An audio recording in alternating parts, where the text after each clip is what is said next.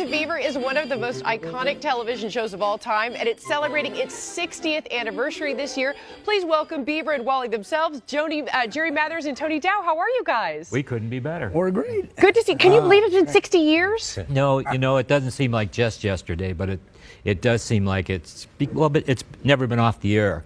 Right. Since 1957.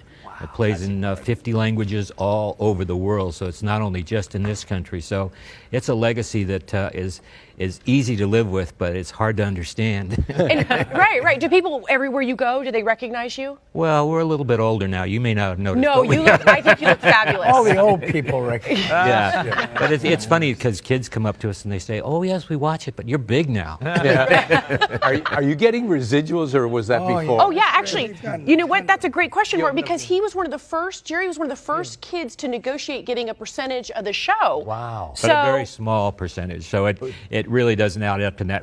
As an actor, we were paid for the first 6 times it was shown. Now, if you do a show, you're paid basically forever. But the thing is, I've done a lot of shows, and so has Tony. And by the time it's run 10 or 20 times, Leave It to Beaver's probably run 500 times over the because it shows 2 and 3 times a day. You're getting checked. Oh, look how cute. 5 cents. I've gotten a check for 5 cents. Oh yeah. You know, I love this story. I read, tell me this is true or not, that the reason you got the role is because you said you wanted to be somewhere else during the audition. Well, yeah, it was my first Cub Scout meeting. So my mom and I'd worked as an actor since I was 2 years old. So I'd worked with Bob Hope. I did movies with Alfred Hitchcock. So working on a movie or a television show was not really a big deal for me. My first Cub Scout meeting, my mom said, "Okay, well, we'll dress you in your uniform, and you can go." And it started out at about 5,000 kids, but that was in New York, Chicago, and Los Angeles. So not all on the same interview at the same place. Right. But they just say, "Okay, you can go home. Would you lay out in the hall?" And we did that for probably a month, maybe 2 days a week. So I was just not tired of it, but I was used to going in, getting the job, and working. Right. So when I finally got the job, they said, "Oh, well, it's because you were there every time, and you were always the same, and they just liked me." You know, we've seen so many child actors struggle with growing up in front of the camera, but that didn't seem to be an issue for you guys. And what was the best part about growing up in front of the camera, and what was the worst part? Well, I mean, the best part was it was a really interesting childhood. I mean, our back lot was the playground we used to play in, and we'd have lunch with Cary Grant, and they would be in the same commissary. Yeah. Shirley MacLaine, all the big stars. Yeah. So that Tracy. was interesting, and we worked with really great people. In other words, at that time in the television industry, they were people who'd worked in the films, and they were really professional, and they worked really great. So, did you find when you were trying to get work beyond that they would keep thinking of you in that role, because you guys had done such a good job of that they just can't get?